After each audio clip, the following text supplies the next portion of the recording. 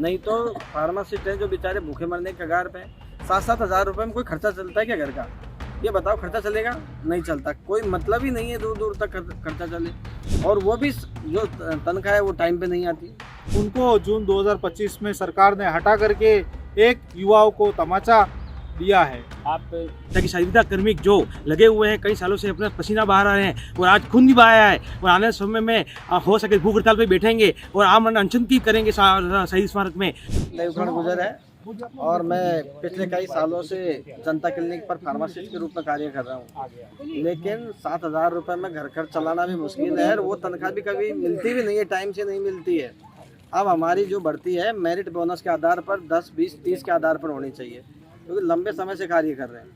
लेकिन अब सरकार, अब हमारे क्या है कि जो जनप्रतिनिधि हैं 110 जनप्रतिनिधियों ने, उनमें मंत्री, सांसद, इन्हें लिख करके और राजस्थान गवर्नमेंट के अफसरों को भेजी है कि ये भर्ती मेरिट बोनस पे की जाए। लेटर पैड पे लिखा है बाकायदे, लेकिन जो अफसर हैं उनको दे रखी है और अफसर इस पे तुले हुए हैं कि इनकी भर्ती लिखित से करें।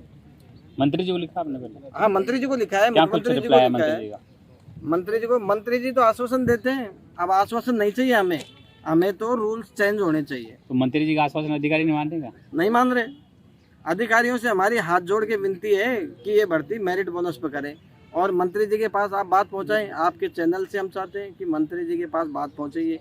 लेकिन क्या होता है, मैं आपको पहले ही बता चुका कि 110 एमएलए, मंत्री और जनप्रतिनिधियों ने सरकार के जनप्रतिनिधियों से सरकार बनती है, लेकिन उस पर अधिकारी है जो कोई कार्रवाई नहीं कर रहे कि लो हम इसको पैनल में दें और नियम संशोधन में लगाएं। तो हम सीपू के बाद भी धरने पर बैठे थे। हम पहले उस समय हमारा भर्ती में सिलेक्शन हुआ नहीं था, और अब हम चाहते हैं कि सरकार वापस से भर्ती मेरिट बोनस पे ही करे। नहीं तो फार्मासिस्ट हैं जो बेचारे भूखे मरने के कगार पे हैं। 7-7 हज़ार रुपये में कोई खर्चा चलता है क्या घर का? ये बताओ, खर्चा चलेगा? नहीं चलता। कोई मतलब ही नहीं है दूर दूर तक खर्चा चले, और वो भी जो तनख्वाह है वो टाइम पे नहीं आती। तो हमारी मंत्री जी से और मुख्यमंत्री जी से, डबल इंजन की सरकार से ये विनती है कि कैसे भी करके ये भर्ती मेरिट और बोनस से की जाए। भैया क्या कहेंगे आप? सबसे पहले तो मैं आपके न्यूज़ चैनल को धन्यवाद दूंगा सर, जो हमारी मांगों के लिए आप यहाँ पहुँचे।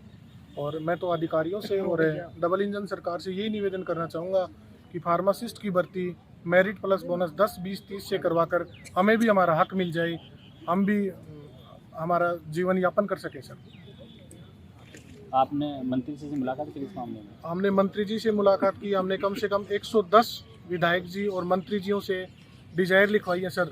110 मंत्री विधायक सर मिलकर सरकार बना सकते हैं, तो एक छोटा सा कैडर फार्मासिस्ट की भर्ती क्यों नहीं कर सकते सर? अगर वो कर दें तो हमारा भी अच्छा सा जीवन यापन हो जाएगा सर, हम भी खुश रहेंगे। और अधिकारियों से और सरकार से हम तो यहाँ पे याचक बन के आए हैं। क्या लगता है कि 110 एमएलए को आपने लिख के दे दिया, उसके बाद भी सुनवाई नहीं हो रही? सुनवाई सर, हमें आश्वासन दिया जा रहा है, उसको काम को ग्राउंड में नहीं लाया जा रहा है सर, आश्वासन तो दिया जा रहा है। कब तक क्या क्या उम्मीद है? क्या कुछ वार्ता हुई आपसे? वार्ता तो हुई है सर, आश्वासन ही दिया जा रहा है, बस उम्मीद तो क्या लगाए सर। मंत्री जी से कुछ बारे में कुछ सवाल किया आपने पहले? हाँ, मंत्री जी ने हमें आश्वासन दिया कि ज़रूर होगी, आपकी भर्ती होगी, लेकिन अब सर हो नहीं पा रही है। क्या रणनीति रहेंगे अब आगे? आप आगे रणनीति रहेंगी सर, या तो हमारी हो जाती है, नहीं तो अभी जो आगामी विधानसभा चलेगी उसमें हम उसका घेराव करेंगे, अनिश्चितकालीन धरने पर बैठेंगे और भूख हड़ताल करेंगे। जी भैया, आप क्या जाएंगे? अभी आज जयपुर में प्रदेश स्तर पर पूरे प्रदेश के फार्मासिस्ट, संविदा फार्मासिस्ट इकट्ठे हुए हैं अपनी मांगों को लेकर के, और इनकी जो प्रमुख मांग है वो है कि फार्मासिस्ट की जो आगामी जो भर्ती है वो नियमों में संशोधन ना करते हुए मेरिट और बोनस के आधार पर संविदा फार्मासिस्टों को तोहफे के रूप में दे करके आप इन युवा बेरोजगारों का समर्थन करें, ऐसा मेरा सरकार से और सरकार के अधिकारियों से करबद्ध निवेदन रहेगा। किसी चीज़ की सफलता को पाने के लिए व्यक्ति क्या नहीं करता है, उसी तरह इस फार्मासिस्ट कैडर ने, जैसा कि सरकार ने जून 2022 के अंदर यूटीबी के माध्यम से दवा वितरण केंद्रों पे फार्मासिस्ट की भर्ती अस्थायी रूप से करी गई थी और नियमित अंतराल में उनका एक्सटेंशन बढ़ा करके इनकी संविदा सेवाओं में बढ़ोतरी की गई थी।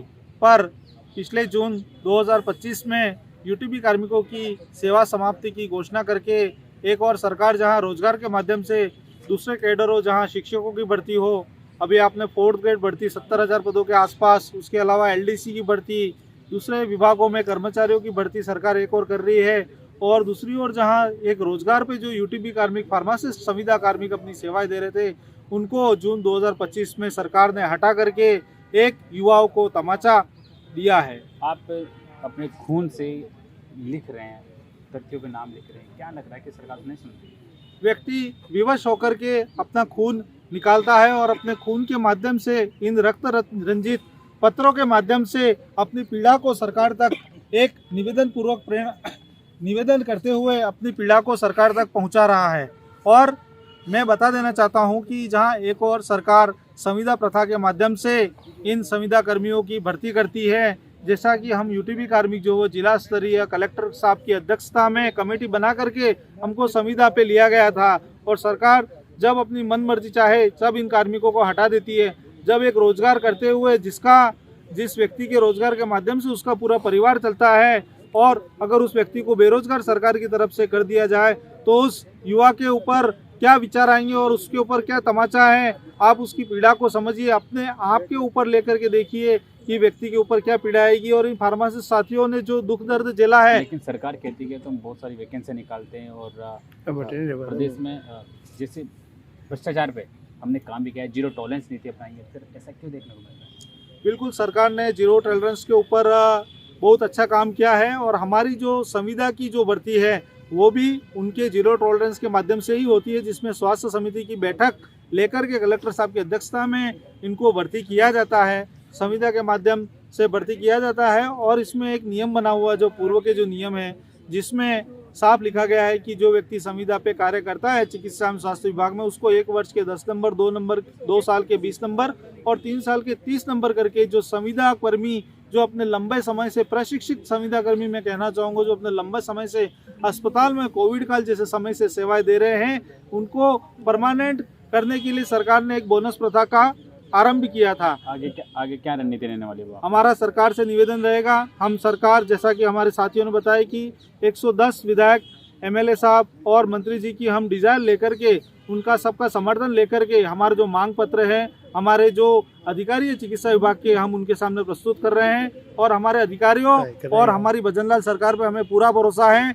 आज ये चिकित्सा मंत्री के माध्यम से हमें आश्वासन मिल रहा है कि हमारी भर्ती मेरिट और बोनस के माध्यम से होगी, और मुझे भजनलाल सरकार और भजनलाल सरकार के अधिकारियों पर पूरा भरोसा है कि ये जो भर्ती है, जो संविदा कर्मियों की पूरे कैडर, नर्सिंग कर्मी, पैरामेडिकल और फार्मासिस्ट कैडर की जो भर्ती है, वो संविदा और बोनस के आधार पर, मेरिट बोनस के आधार पर करा करके एक बार फिर इन युवा चेहरों के खिल उठेंगे और उनको, युवाओं को बेरोजगार होने से बचा करके रोजगार की प्राथमिकता सरकार प्रदान करेगी। ऐसी मेरी सरकार से विनती है, निवेदन है। भैया कैसे देख रहे हैं आप? 110 एमएलए को ज्ञापन दिया जा चुका है, मंत्री नहीं सुन रहे, क्या लगता है आपको? हमने अलग अलग जिलों से सभी प्रकार के जनप्रतिनिधियों को, चाहे पूर्व विधायक हो, चाहे वर्तमान विधायक हो, चाहे सांसद महोदय हो, सबको हमने ज्ञापन दिया है, और साथ में इसको हमने मीडिया में भी दिया है। और इनके द्वारा ही हमने इतनी प्रकार की सारी डिजाइन हमने इकट्ठी की है, और इकट्ठी करके आज हम स्वास्थ्य भवन के अंदर राकेश जी शर्मा है जो निदेशक है, उनको हम ज्ञापन भी दे रहे हैं इन डिजाइनों के साथ। हम सरकार से यही मांग करते हैं कि जो पूर्व में भर्ती 2023 जो तर्ज पर, जो मेरिट प्लस बोनस पे तर्ज पे हुई है, वही भर्ती अब वापस इसी नियम को संशोधित ना करके और इसी नियम के तर्ज पे ही भर्ती की जाए, ताकि संविदा कर्मी जो लगे हुए हैं कई सालों से, अपना पसीना बहा रहे हैं और आज खून भी बहाया है, और आने वाले समय में हो सके भूख हड़ताल पर बैठेंगे और आमरण अनशन की करेंगे शहीद स्मारक में, उनके साथ न्याय हो सके। और ये भर्ती मेरिट प्लस बोनस से होनी चाहिए, ताकि जो संविदा प्रथा जो आ रही, भले इसको खत्म करें आप, हम इसके साथ हैं, हम इसका विरोध नहीं करते संविदा प्रथा को खत्म करने के लिए, लेकिन एक बार जो संविदा पर लगे हुए हैं जो कार्मिक, जो ओवर एज जुट गए, आज 40 के हो गए, 45 के हो गए, आज 41 के हो गए, वो आने समय में क्या करेंगे? आज मैं अगर संविदा पे लगा हुआ हूँ तो अपना धंधा, बिजनेस, अपना मेडिकल स्टोर बंद करके लगा हुआ हूँ, और आज आप वापस बोल रहे हो कि आप बेरोजगार करके वापस मेडिकल स्टोर को ओपन करो, वापस उस ग्राहकी को जमाओ और वापस अपना परिवार चलाओ। किस प्रकार से एक फार्मासिस्ट अपना परिवार चला सकता है? तो इसलिए हम सरकार को यही इसी ज्ञापन के माध्यम से चेताना चाहते हैं। और आज सारे राजस्थान के फार्मासिस्ट कार्मिक, संविदा कार्मिक यहाँ पे एकत्रित हुए, उसका कारण यही है कि अगर ये हमारा जो ये हमारी रैली यही है कि अगर ये हमारी मांग नहीं मांगती सरकार, तो आने वाले समय में बड़ा आंदोलन होगा और विधानसभा घेराव भी हो सकता है, और हम विधानसभा के अंदर, विधानसभा सत्र के अंदर एमएलए के माध्यम से, जनप्रतिनिधियों के माध्यम से हमारे आवाज को उठाने का, बुलंद करने का काम करेंगे।